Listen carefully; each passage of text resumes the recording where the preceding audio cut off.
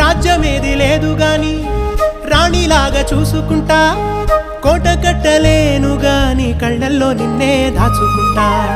రాత ఎట్లా రాసి ఉన్నా ఆ మార్చి నీతో రాసుకుంటా. స్వర్గమంటూ ఉన్నదంటే అది నీతోనే ప్రతిరోజు పంచుకుంటా.